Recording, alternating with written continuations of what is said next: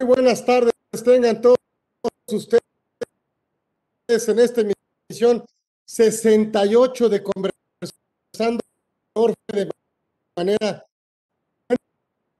interrumpida. Es que bueno, Dios, el privilegio de conocer todos los miércoles.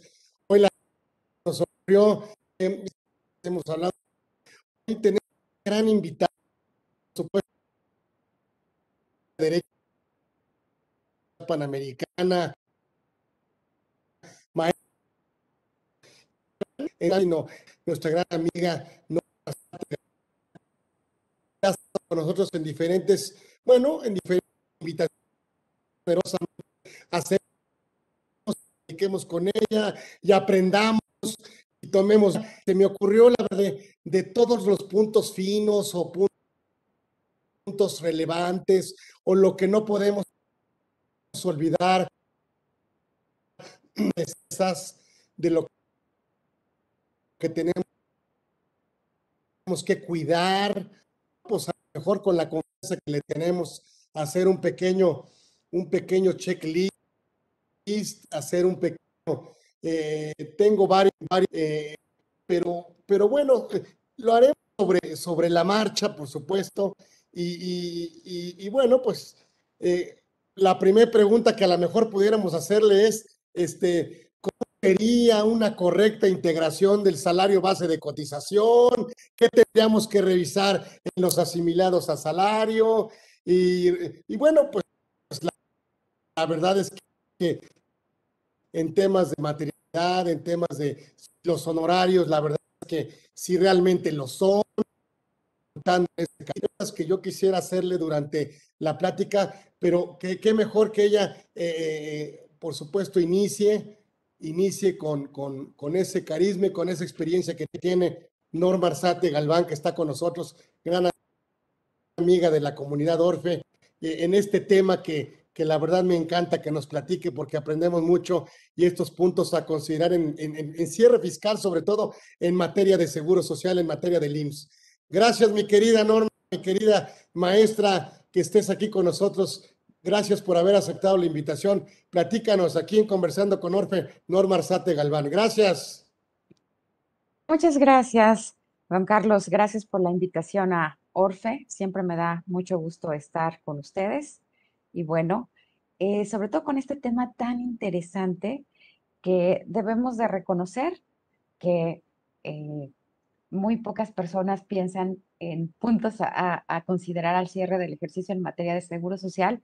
Todo va encaminado como a la materia de seguridad social y dejamos por un lado lo que tiene que ver con IMSS, ¿no? Entonces, la verdad es que me parece muy oportuno el tema, muy pertinente y pues sí, vaya que sí, es pertinente y oportuno porque fíjate que ahorita debemos de recordar que el trabajador cuenta con más herramientas para identificar si el salario base de cotización está correctamente integrado o no.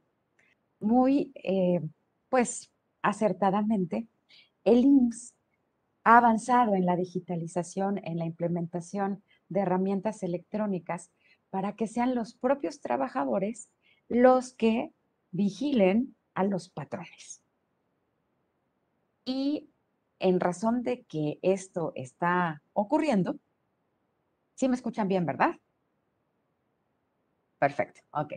Y en razón de que esté esto ocurriendo, yo quisiera recordarles que ahorita, a través de IMSS Digital, los 20 millones de trabajadores que están afiliados al instituto tienen la posibilidad de poder revisar en tiempo real, ¿no? O sea, cómo, si están dados de alta o no están dados de alta con un patrón y si están vigentes sus derechos para poder recibir, por ejemplo, una consulta. Y también cuentan con otro instrumento que es el CISEC, que es un sistema que les permite consultar en línea sus semanas cotizadas. De modo que esto que el instituto ha implementado a favor de los trabajadores se empieza a convertir en un problema en relación con los patrones. ¿Por qué? Porque además el trabajador tiene cuatro formas de poder presentar una denuncia en contra del patrón.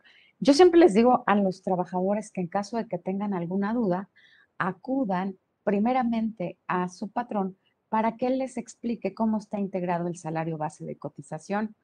Obviamente, si hubo un error y a lo mejor lo dieron de baja por un error, ¿no? Por una falla en el área administrativa, pero entonces que hay que darle la oportunidad al patrón de poder dar una explicación, ¿no? Entonces, las cuatro formas en las que el trabajador puede presentar una denuncia son, pues ahora sí que a través de vía electrónica, de manera presencial, por escrito, y esto, obviamente, lo que genera es que haya un acto específico de fiscalización por parte del Seguro Social. Entonces, hablando del primer tema, que sería, ¿qué es lo primero que tenemos que revisar antes de que cerremos este ejercicio?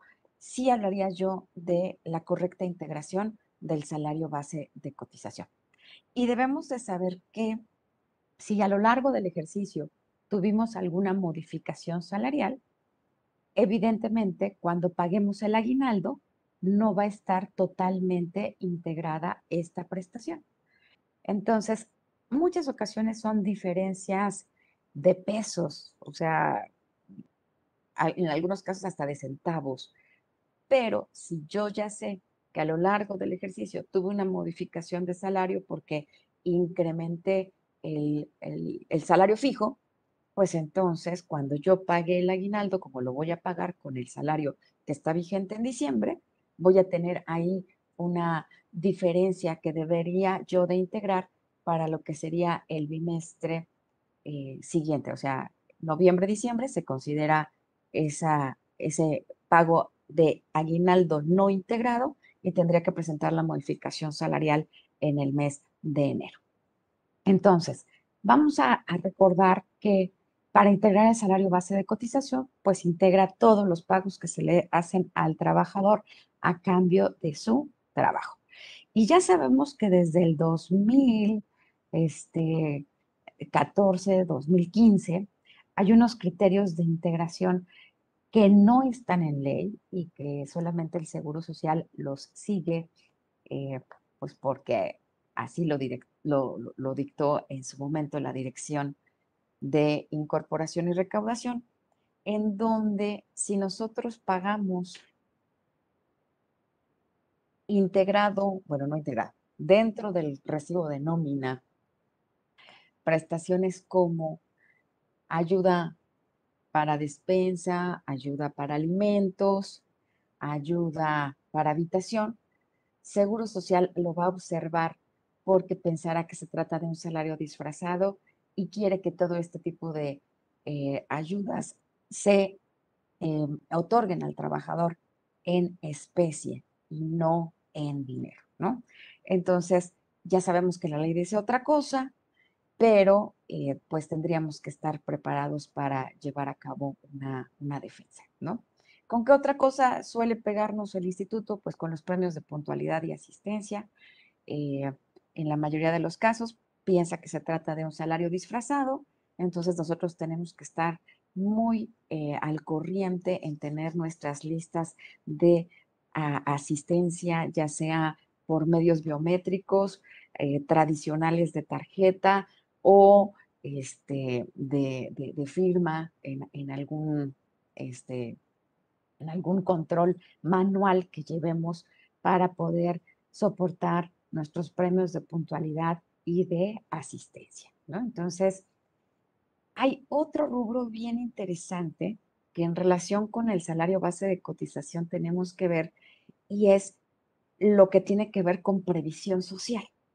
Vamos a recordar que para efectos de impuestos sobre la renta y para efectos de seguro social no opera lo mismo, no operan los mismos criterios, ¿no? Entonces, de manera general, vamos a decir que toda la previsión social que se pague vía efectivo, traspaso, depósito de nómina y que esté integrada en el recibo de nómina, Seguro Social va a observar esto que es la previsión social. Y en datos que nos maneja el Instituto Mexicano del Seguro Social, vamos a destacar que hay a la fecha muy pocos actos en materia penal que maneja el IMSS, pero justamente de los actos penales que tiene, ¿no? Lo está haciendo justamente por pagos de supuesta previsión social, ¿no? Cuando el instituto señala que esto tendría que corresponder a un complemento de salario o es parte del salario, ¿no?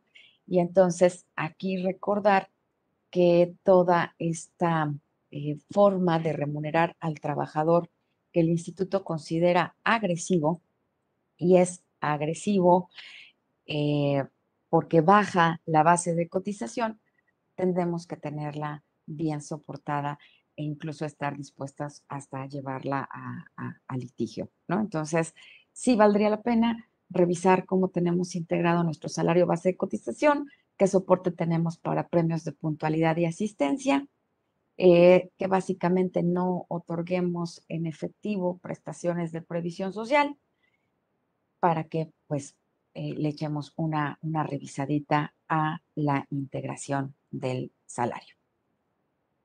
Otro punto también que me comentaste aquí al principio y que vale mucho la pena observar. Oye, mi querida eh, Norma, sí, sí, claro, claro. oye, yo me había quedado, me llama la atención porque además coincido, eh, que es difícil otorgar prestaciones de previsión social en efectivo. Yo me había quedado con que la renta para casa habitación, la ayuda para renta de casa habitación o para transporte, la ayuda para transporte del trabajador, si se comprobaba a la empresa que la empresa la erogaba de manera directa, ya sea el transporte o contrataban, por ejemplo, los corporativos de Santa Fe que bajan a la gente allá, ahora sí que abajo a tomar el transporte público y no pasa por la cuenta del trabajador y la empresa a lo mejor le da una ayuda para su casa habitación y el casero sí le da el comprobante a la empresa. Esas prestaciones de previsión social deberán integrar salario o solo que coincido si yo le doy en efectivo de manera directa diferente al salario. Correcto, estás en lo correcto. Cuando no pasa por el recibo de nómina del trabajador, es decir, la empresa contrata al transporte para bajar los trabajadores, no hay ningún problema. Cuando hay una justificación de la ayuda para habitación a través de un comprobante que expide el casero a la empresa, tampoco hay ningún problema. Solamente lo que está en problemado es lo que se está pagando en efectivo. Eso es lo que despierta la curiosidad del instituto. Pudiéramos concluir, salvo obviamente no estar de acuerdo con ellos por la vía, eh, para no judicializar el tema, pero pudiéramos hablar de que conservadoramente, si yo, si yo todo lo que le doy en efectivo al trabajador es salario, al contrario, censo, no le doy en efectivo y se lo doy en especie y cumpliendo con reglas de previsión social, pues estaríamos en un tema, por supuesto, de un poquito, bueno, sin entrar en controversia con el instituto, ¿no?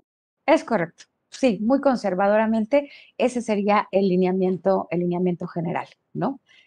Y lo que sí damos pues ahora sí que en efectivo integrado en el recibo de nómina, son los premios de puntualidad y asistencia, que esos no los damos en especie y por eso hacemos el hincapié que esos tienen que estar bien soportados con las formas de acreditar la puntualidad y la asistencia y las reglas que cada empresa en particular o cada patrón puede tener, ¿no?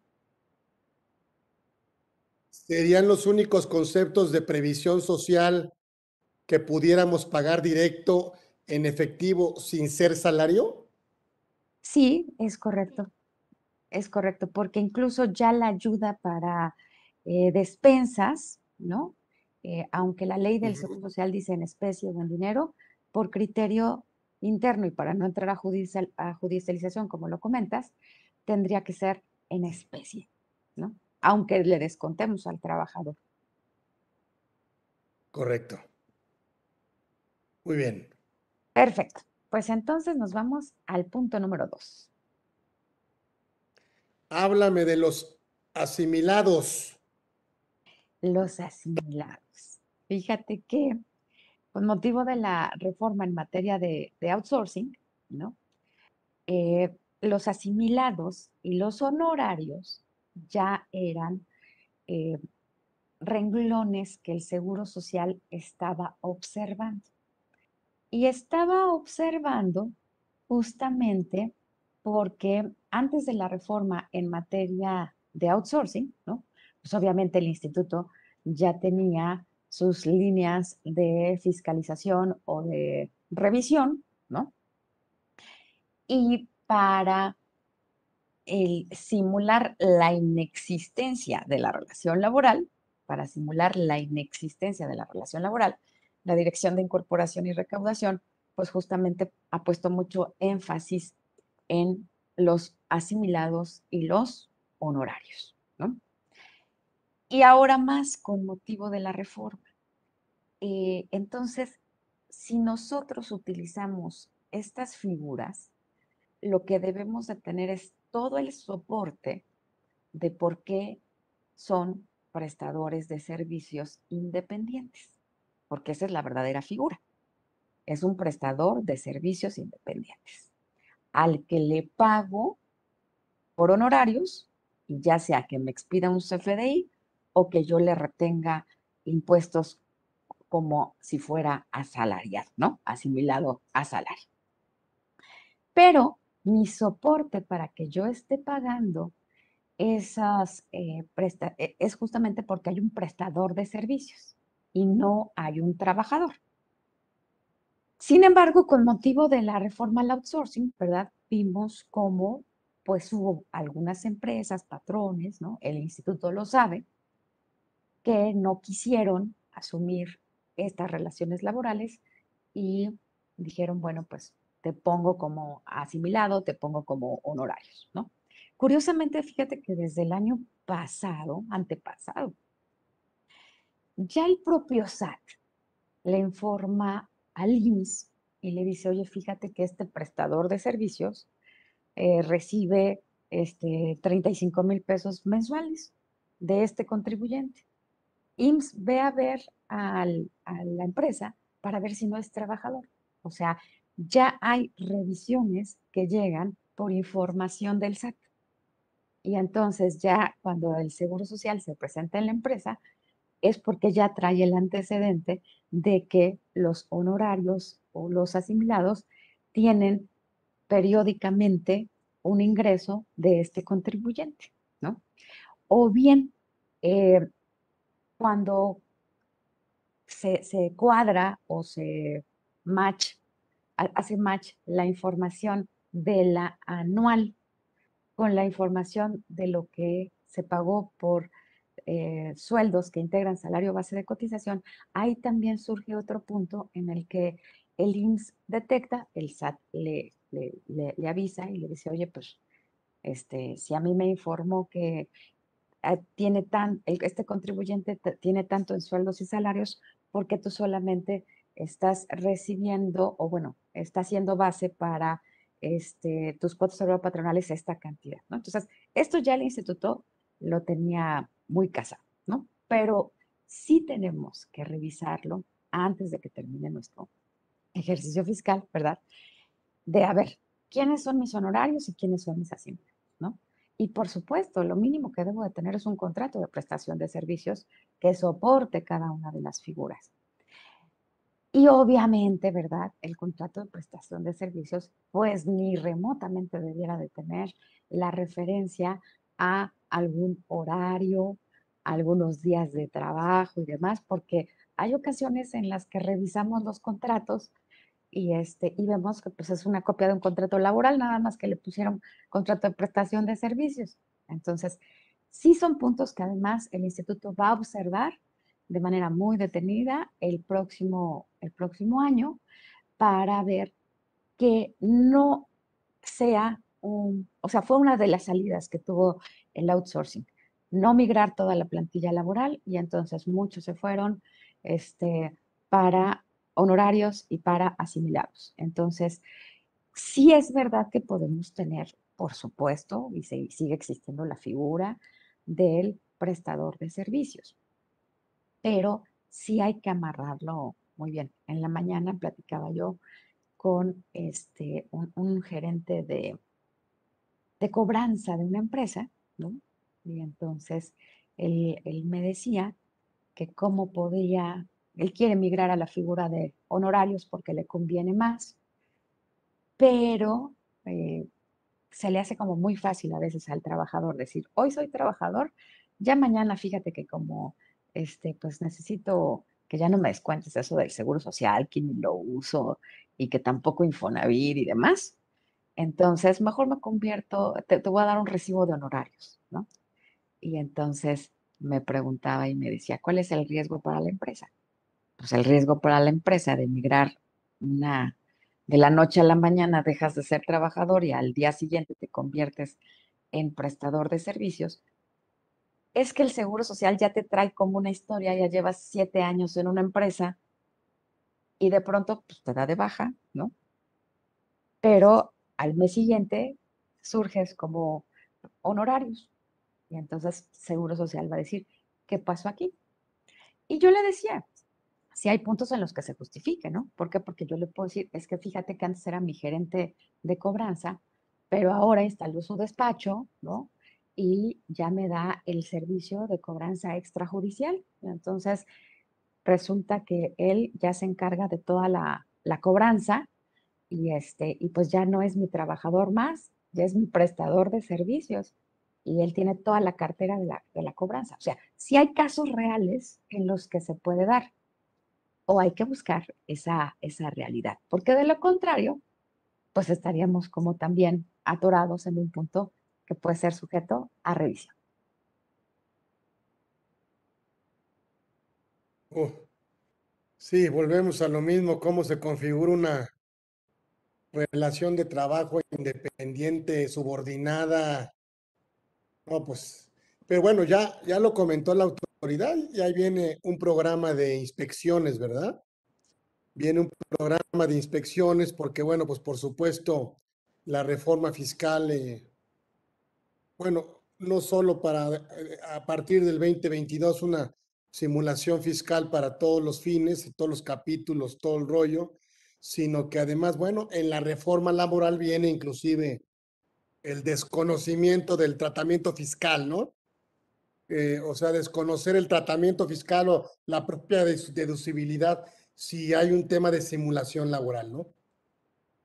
Es correcto, es correcto. Y fíjate que aquí hay una novedad también, porque la Dirección de Incorporación y Recaudación ahorita también está haciendo énfasis en las cooperativas y las empresas que están simulando que tienen trabajadores cuando no los tienen. Entonces, el instituto está actuando a los dos frentes. Primero, si es trabajador, sí reconócelo. Y por eso investigo honorarios, asimilados, etcétera, ¿no? Oye, pero si no es trabajador, entonces también está actuando. Tiene justo otras tres denuncias penales en contra de empresas y cooperativas que están simulando que tienen cooperativistas y que tienen trabajadores cuando realmente no lo son, con la única intención de que estén cotizando, ya sea para recibir una pensión o para recibir atención médica, ¿no? Entonces, con el instituto hay que estar dentro de los dos frentes, ¿no? O sea, tampoco está de alta a todos, tiene que ser trabajador, ¿no? Y aquí eh, habría que analizar puntos muy particulares de socios, gerentes generales, administradores únicos y demás, ¿no? Pero hay que cuidar también los dos frentes. Y me parece, como me llama mucho la atención, que en el último informe que rinde la Dirección de Incorporación y Recaudación, dice, oye, también estoy yendo en contra de aquellos que sin tener trabajadores los están asegurando para que tengan beneficios. Entonces, bueno, pues también. Pues sí, entonces uno de los pendientes, no de los pendientes, porque ya venimos desde el 24 de abril para adelante. Desde el 24 nosotros tuvimos que haber en las empresas, por supuesto, identificar si podíamos subcontratar servicios especializados, ¿sí? O qué servicios se van a contratar de índole civil, o qué servicios se van a contratar de índole mercantil, y todo eso, por supuesto, a partir de un contrato que no confunda y que distinga exactamente qué tipo de relación o qué tipo de proveedor o proveeduría tenemos en la empresa. Y ahí sí, lo que tú comentas es cierto, o sea, muchos lo confunden en la naturaleza jurídica con el tratamiento fiscal, que es en la parte del asimilado a salario, ¿no? Porque si el trabajador, pues, le defines el qué, el cómo, el cuándo y el dónde, pues por más que lo asimiles o por más que te dé un recibo de honorarios, pues nunca va a dejar de ser tu trabajador, ¿es correcto? Es correcto, es correcto. Y fíjate que eh, ya ves que una de las partes también que veo tiene que ver con estas cuestiones de pensiones, ¿no? Cuando la gente empieza a llegar a sus 55 años de edad, a sus 58, pues toda su vida fue felizmente honorario, prestador de servicios, pero ya cuando la mujer le empieza a decir, oye, ¿y tú para cuándo te vas a pensionar? Y entonces él dice, ah, caray, si nunca he cotizado, no, si llevo 30 años sin cotizar. Pero entonces la esposa sigue presionando, ¿tú para cuándo te pensionas? ¿Tú para cuándo? Entonces ahí vemos también cuando el trabajador que durante mucho tiempo aceptó estar por honorarios, que es más, él lo pidió y demás, ya cuando llega a cierta edad, dice, oye, ¿y qué pasó con mi pensión? No, pues como que qué pasó con mi pensión si no cotizaste, no que eras prestador de servicios independiente. Entonces, esta parte también la empresa tiene que verlo porque puede dar un revés el trabajador, ¿no? Bueno, puede presentar una denuncia y demás, ¿no? Entonces, eh, con la prisa de que todos tratamos de correr en materia de la subcontratación laboral y todo, como que dejamos pendientes cómo van a quedar nuestras demás relaciones, eh, como tú lo mencionabas, comerciales, civiles, y entonces es bueno, mercantiles, ¿no? Es bueno retomar, revisar, ver los contratos. Hay empresas que definitivamente se tuvieron que reestructurar totalmente y bueno, pues se quedaron como en lo urgente, pero sí hay que aterrizar todo lo que tiene que ver con asimilados y con honorarios, sabiendo que son rubros que sí o sí la autoridad va a revisar escrupulosamente el próximo año.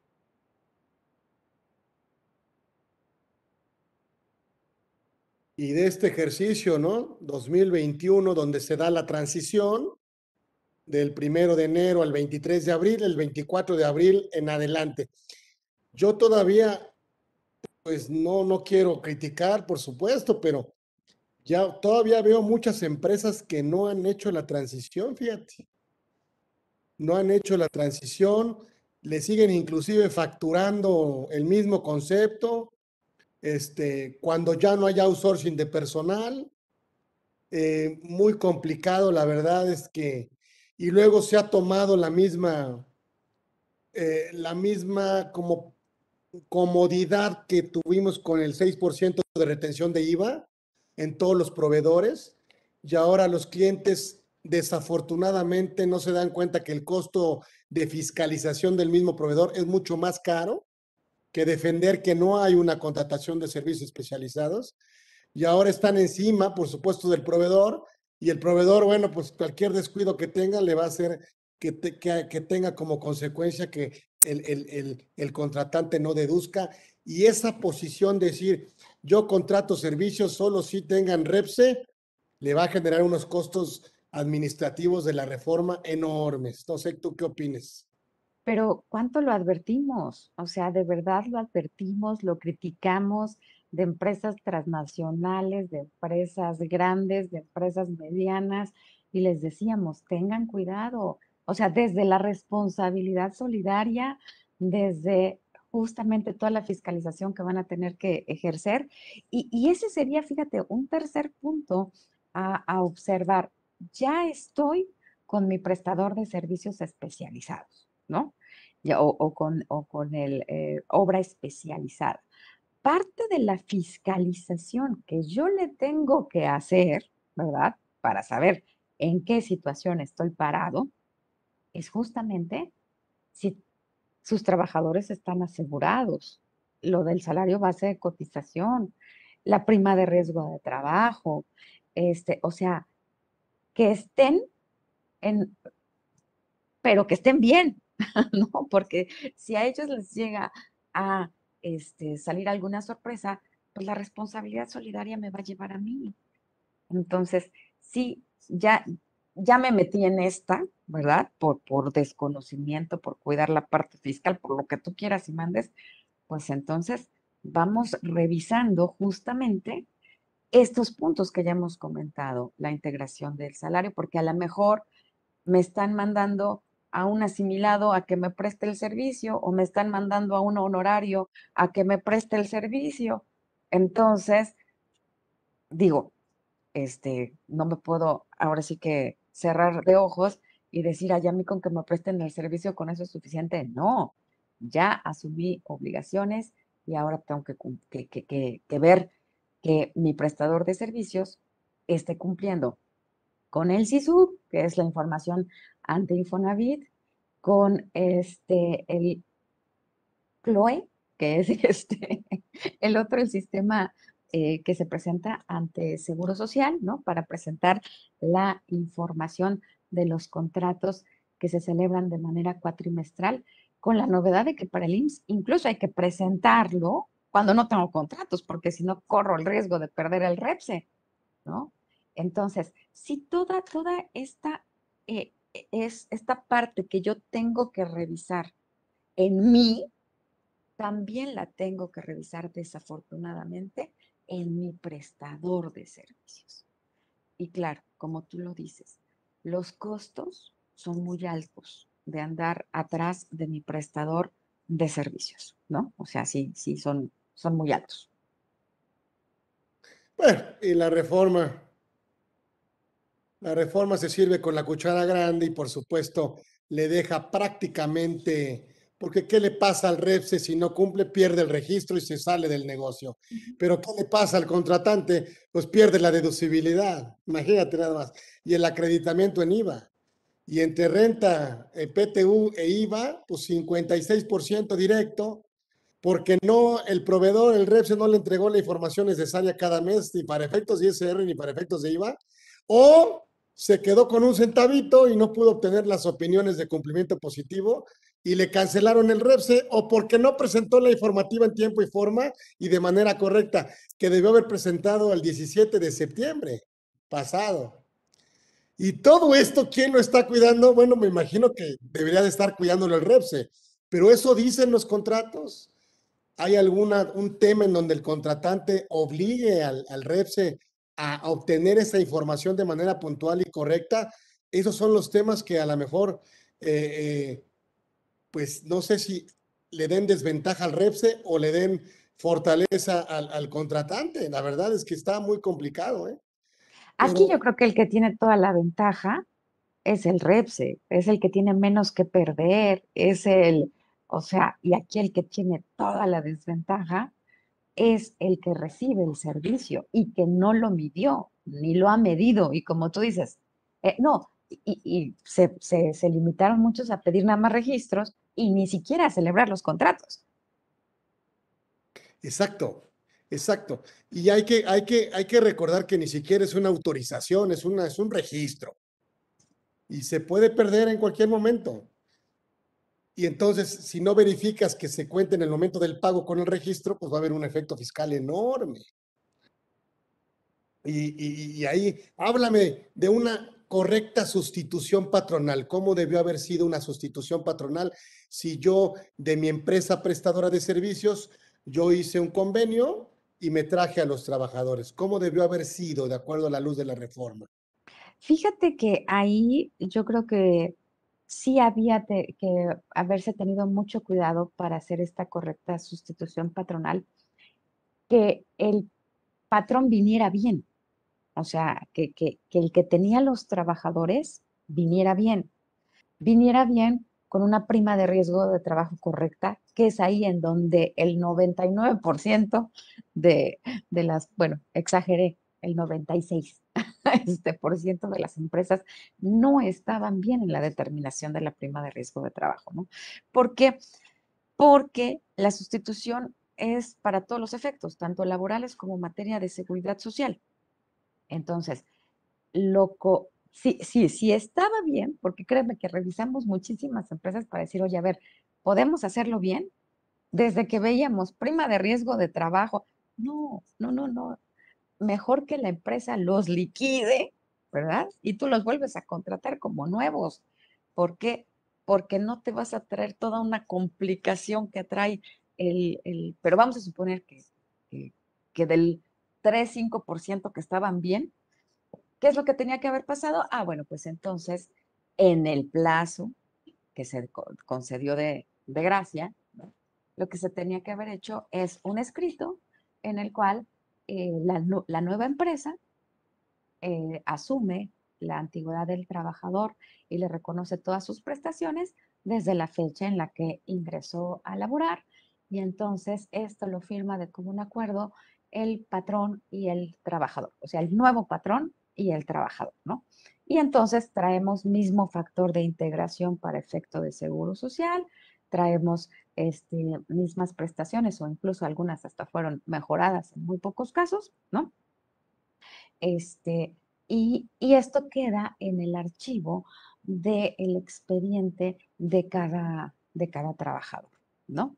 Y para efectos de seguro social, le tenía yo que haber informado que hubo una sustitución patronal, sobre todo sí o sí, si yo quería traerme la prima de riesgo de trabajo de la otra empresa. Eh, que tenía que haber habido un punto particular y es si eran una sola la que me proporcionaba a los trabajadores y a lo mejor era exclusiva para mí, en ese momento se pudo haber hecho lo que yo llamé una sustitución patronal pura, ¿no? Pero si no era así, entonces, bueno, tenía otras complicaciones, ¿no? Pero bueno, así es como debió de haberse hecho. Y aquí damos pie para comentar el punto de la prima de riesgo, que es otro aspecto que yo debo de observar antes del cierre de ejercicio. La prima de riesgo de trabajo, y ahorita me lo llevo al régimen de subcontratación, pero bueno, la prima de riesgo de trabajo yo tengo que revisarla a la luz del catálogo de actividades, porque uno es el catálogo para efectos del SAT y otro es el catálogo del reglamento de la Ley del Seguro Social en materia de afiliación, clasificación de empresas, recaudación y fiscalización. ¿Ok? Entonces, este año y el año pasado hubo muchas empresas que ampliaron su abanico de actividades, que lo redujeron, que lo transformaron, que lo cambiaron, que simplemente hubo muchísimos que incluyeron un servicio de entrega a domicilio. Y entonces esa entrega a domicilio para muchas actividades puede considerar una prima de riesgo de trabajo mayor. Hay otras que queda igual, ni beneficia ni perjudica. Pero hay otras que sí es con entrega a domicilio por parte de la propia empresa, no porque contrate una paquetería, no porque venga una paquetería a recogerlo y lo entregue, sino porque yo, para no perder mercado, lo que hice fue decir, no te preocupes, no te muevas, yo te voy a entregar en tus instalaciones. Entonces, ese sencillo acto trae una reclasificación. Entonces, si es momento de que nos sentemos a revisar y digamos, a ver, ¿qué dice mi prima de riesgo de trabajo? ¿Qué dice mi tarjeta patronal antes de la pandemia y ahorita qué estamos haciendo? Si seguimos en lo mismo, nos diversificamos tanto que ahora hacemos una actividad totalmente diferente a la que teníamos registrada, incluimos algo, disminuimos algo, o sea, sí hay que valorar, bueno, más bien revisar qué actividad estoy realizando. Y de esa actividad que estoy realizando, ver si se lo informa al Seguro Social, este, o ya se lo informé, o qué puedo hacer a toro pasado para recomponer antes de cerrar el ejercicio, ¿verdad? Porque a veces decimos, ¿cuándo se va a enterar el IMSS? Ah, pues el IMSS se va a enterar indudablemente cuando tengas un riesgo de trabajo. Ese es el momento en el que el instituto se entera. Cuando te venga una revisión por una denuncia por un trabajador. Entonces, hay programas permanentes que el instituto lleva a cabo para revisar la prima de riesgo de trabajo. Y entonces, yo tengo que revisar si estoy correctamente clasificado, si no sufrí ninguna modificación. Pero ahora lo peor es si tengo subcontratación, obra especializada o servicio especializado, porque entonces a cada uno de ellos les tengo que revisar que estén correctamente clasificados, ¿verdad? Entonces, no, pues ya, pobre del que en la empresa le toque esa chamba de andar revisando a todos los proveedores, a todos los prestadores de servicio u obra especializada, porque además el catálogo, por lo menos, híjole, para no exagerar, tiene más de 20 años que no ha sido modificado. Entonces hay muchas actividades que realmente no están, ¿no? Entonces, y hay reglas muy peculiares que maneja el reglamento que en caso de que tu actividad no se encuentre dentro del catálogo de actividades, entonces tienes que buscar una que se asimile a tu proceso de trabajo, a tu actividad que realizas o al grado de exposición que tienen los trabajadores para poder sufrir o no un accidente de trabajo. Entonces, no es así cosa como muy fácil y sencilla, este, poder saber si mi proveedor, si mi prestador de servicios u obra especializada está o no correctamente clasificado. Amén de que si no tengo el contrato que lo obligue a que me enseñe la información para que yo pueda determinar si o no está correctamente clasificado, pues entonces definitivamente esto se vuelve en un rollo mayúsculo. Ay, sí, esta prima. ¿Qué qué otros puntos debemos de cuidar para efectos del IMSS? Estoy pensando en el tema preventivo porque yo sé que sí se van a venir con todo. Por Fíjate, supuesto, para revisar que se haya hecho una transición legal, no simulada, ¿sí? Sino de acuerdo a las nuevas disposiciones, por supuesto, y verificar cuándo son servicios especializados y cuándo no. Yo creo que lo demás es evidente, serán los otros si no son estos. Pues sí, y ¿qué más tendríamos que cuidar para efectos del seguro social? fíjate que Háblame también, también del tema de dictamen, también en qué nos ayuda, en qué nos ayuda el dictamen, en qué no. ok, te hablo de otros puntos que tenemos que tener en cuenta y es que cuando la empresa vio que desaparece la tercerización, ¿verdad? Con el motivo de la reforma al outsourcing, no faltó, ¿verdad? El que como que disgregó la empresa. Y entonces dijo, bueno, por prima de riesgo de trabajo, nos sale más barato tener a lo mejor una empresa, siendo un mismo centro de trabajo, ¿no? Una empresa para el personal administrativo, otra empresa para el personal de transporte, otra empresa para, o sea, dependiendo de aquello a lo que se dedica. El instituto conoce esto como desagregación de la plantilla laboral. Desagregación de la plantilla laboral de un mismo centro de trabajo en distintas empresas que declaran actividades distintas. Entonces, ya sabes que lo de menos, pues es que luego se hace muy fácil como constituir dos, tres empresas, pero ni siquiera se le invierte o ni siquiera se le puede invertir. Y tenemos mismo representante legal, mismo domicilio, ya no digas solo fiscal, sino mismo centro de trabajo. Entonces, hay que tener cuidado aquellas empresas que tomaron esta opción con la idea de disminuir la prima en el seguro de riesgos de trabajo. Y un punto adicional sería la subdeclaración, ¿ok? La subdeclaración.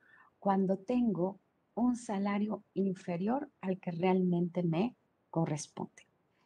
Eh, y ya no digas con una planeación, simplemente digo, tengo dados de alta a los trabajadores parejo con el salario mínimo, ¿ok? Y ya les hago otra transferencia, incluso absurdamente de la misma cuenta o de la cuenta del propio dueño o de uno de los accionistas, de la diferencia. Ya no digas que todavía lo pago en efectivo, como para que no quede rastro ni nada, sino que una cuestión la deposito en salario y otra parte hago una transferencia y así estoy complementando la nómina, ¿no? Entonces, esta subdeclaración de que tengo un salario inferior al que realmente recibe el trabajador, o bien una parte lo tengo por salarios, otra por asimilados, otra por comisiones, otra por... Este es otro punto que hay que, que hay que revisar, ¿no? Para ver efectivamente eh, si está muy burda mi planeación, ¿no? O no hay planeación, simplemente yo sé también, entiendo perfecto, que mucho micro, pequeño empresario lo que trató de hacer este año fue subsistir, ¿no? Y entonces, y el año pasado, o sea, conservar el centro de trabajo y decir, es que si no bajo salarios base de cotización al IMSS, pues entonces no voy a salir adelante. Pero resulta que a lo mejor ya pasó como también la parte de crisis, y ya se quedaron así porque pues también debemos de pensar que seguimos en permanente crisis por una u otra razón, ¿no? Entonces, esta parte de la subdeclaración del salario es un punto adicional que tendremos que observar, ¿no? Eh, Hay quienes ocupan tarjetas innominadas, bueno, tantos mecanismos que hay. Yo sí les sugiero de verdad que revisen. A veces el patrón, yo creo que no alcanza a medir el impacto de lo que está haciendo el empresario ocupado porque subsiste el negocio, no alcanza a medir los problemas en los que se está metiendo con todas estas estrategias que aún, y como tú lo comentas, existen en el mercado, ¿no? Y que se siguen vendiendo y que se siguen ofreciendo y que a lo mejor hasta internamente hay alguien que se ve beneficiado por contratar esas planeaciones agresivas que menciona el Seguro Social. Entonces, pues sí, habría que revisarlo, ¿no? Y en relación con el dictamen, fíjate que a mí el dictamen en lo particular no me gusta. No me gusta el dictamen en materia de seguro social. ¿Por qué? Porque se me hace una doble fiscalización, ¿no? Una fiscalización inicial que haces tú y que te cuesta, eh, tienes que platicar bien con el dictaminador, ¿verdad? Porque pues desde ahí hay ocasiones en las que desde inicio más vale decir, esta es mi situación, vamos al dictamen o no vamos al dictamen, ¿no? Pero bueno. Y luego viene otra fiscalización, o sea, uno es una autofiscalización que te cuesta y la otra es que el Seguro Social revise el dictamen. Y desafortunadamente, pues el instituto no respeta el dictamen como lo debiera de respetar, ¿no? Porque una empresa dictaminada no tendría, o sea, tendría que haber una secuencial para poder haber alguna revisión. Y hay ocasiones en las que el instituto se brinca la secuencial, ¿no? Entonces, no le veo mucho beneficio, ¿verdad? Sin embargo, no le quito la intención a las empresas que dictaminan para efectos de seguro social. Es un trabajo arduo, carísimo, ¿verdad? Porque eh, casi el dictamen te exige el seguro social que sea al 100%, ¿no? No respeta los parámetros normales de un dictamen. Es un trabajo muy arduo, es muy caro, se invierten muchas horas, hombre, y a veces no se obtienen los resultados que quisiéramos, que es que el seguro social, pues realmente dijera, esta empresa ya se dictaminó, ya no tiene caso hacer algún tipo de investigación adicional. Bueno, híjole, mi Norma, es un agasajo. Háblame un poquito de del tema del Siroc. Del Siroc, y fíjate que este Siroc que ahorita, bueno, el 31 de agosto de este año se publica en el Diario Oficial de la Federación un acuerdo de consejo técnico que justamente es el 230700721, diagonal 187, con el que se adiciona la figura del subcontratista de ejecución de obra especializada como tipo de usuario Ujú. en el servicio integral de registro de obra de construcción, es decir, en el CIROC. Entonces, a partir del 1 de septiembre ya tenemos el aplicativo para el subcontratista que ejecuta obra especializada en materia de construcción, ¿no? Entonces, la verdad es que si algo hay que reconocer es que el instituto, pues sí se está poniendo las pilas para, para poder fiscalizar, para poder, este, cada vez extender sus eh, manos fiscalizadoras, ¿no? Y déjame darte un dato. El año pasado, en materia de construcción, del periodo solamente de enero a junio del año pasado, que bueno, hay que reconocer que estábamos en pandemia y lo que tú quieras y mandes, ¿no? En materia de construcción, eh, hubo 86, o sea, bien poquitas invitaciones a la corrección. Este año, en el mismo periodo, 371. En lo que se refiere a invitaciones para corrección por ejercicios fiscales, el año pasado, de enero a julio, 196, este año 887. Entonces, sí está creciendo la actividad del instituto en materia de fiscalización, tanto en materia de construcción, más en términos normales, ¿no? Entonces, eh, pues simplemente eh, decir que sí vamos a esperar un ejercicio, un próximo ejercicio, ahora sí que un año nuevo, eh, con muchas cuestiones que el Seguro Social va a poder revisarnos. Y bueno, pues yo espero que estos puntos que hemos platicado hayan sido de utilidad para tu amplia audiencia, ¿verdad? La amplia audiencia de Orozco Félix. Gracias, mi querida Norma. Siempre es un placer escucharte, aprenderte. Te tenemos un pequeño reconocimiento ahí, si me lo pueden poner, Hugo, para que no diga que no hay materialidad en los eventos.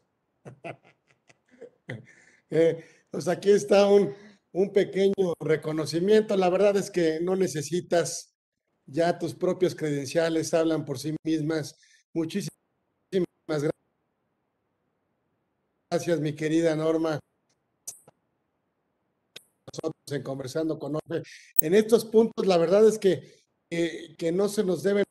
Entonces, bueno, pues hicimos una capitulación, revisar, pues sobre todo, lo más efectos de seguro social, pues es revisar este efecto de transición, ¿no es así? Bueno, pues por supuesto se termina el outsourcing de personal y empieza un tema de regularización, de sustitución patronal, un tema simplemente pues de ver que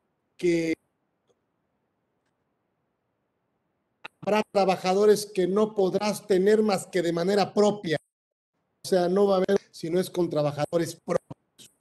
Y esos, bueno, pues tendremos que cuidarlos y para traérnoslos, pues tuvimos revisado este tema de salario base de cotización, prima de riesgo, las antigüedades, el reconocimiento bueno, de la antigüedad, sustitución patronal, nuevos contratos, por supuesto.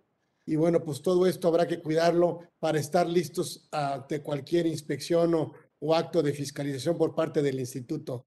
Estamos de acuerdo. Pero bueno, mi querida Norma Arzate, muchas gracias por estar aquí con nosotros, aquí en tu casa, aquí en la comunidad Orfe. Te mando todo mi cariño, todo mi abrazo y entonces seguimos, por supuesto, si tú nos lo permites, molestándote, buscándote para que nos des otros temas de interés general para todos los que están con nosotros. Muchísimas gracias. Claro, muchas Gracias a todos gracias. ustedes y nos vemos. Gracias a la maestra Arzate que estuvo con nosotros. Y un Nos abrazo a vemos todos, próximo porque ya miércoles, ya no los saben. voy a ver hasta el próximo año. Entonces, feliz Navidad, Año Nuevo, abrazo a todos, cuídense mucho. Feliz Navidad, feliz todo. Nosotros sí, nosotros estamos aquí todos los miércoles de 1 a 2, en donde nos encontremos de cualquier parte del mundo. Así que nos vemos próximo miércoles. Gracias. Norma Arzate estuvo con nosotros aquí en Conversando con Orfe. Gracias.